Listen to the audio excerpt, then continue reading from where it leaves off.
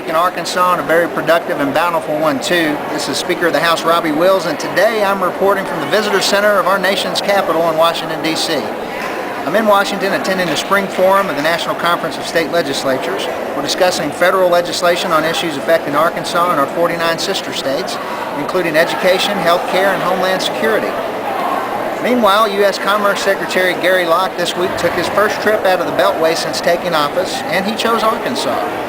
He couldn't have picked a better place to visit or a better time. A gorgeous spring day greeted Mr. Locke on his arrival in Little Rock, and he brought glad tidings as well.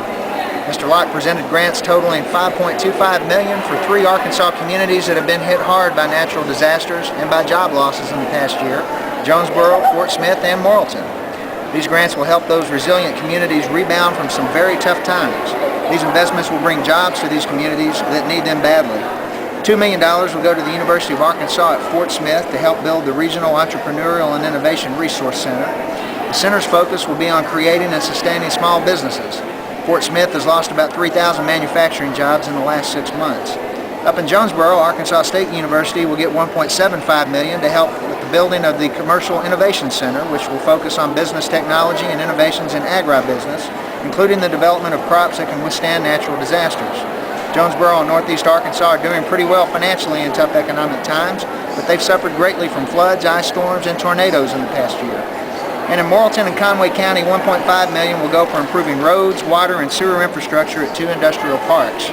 Conway County has received more than its fair share of tough times lately through job losses and deadly storms. The good people of Jonesboro, Fort Smith, and Morrilton are working hard to lift their communities, and they're doing a great job of it. It's nice, however, for government to lend a hand.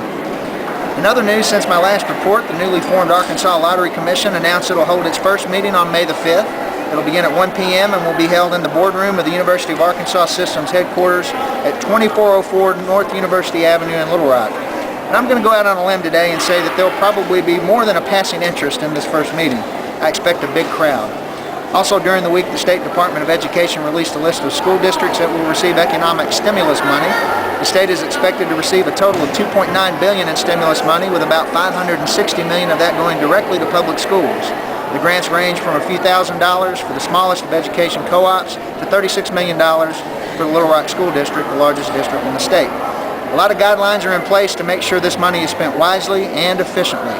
Until next time, reporting from Washington, D.C., this is Speaker of the House Robbie Wills.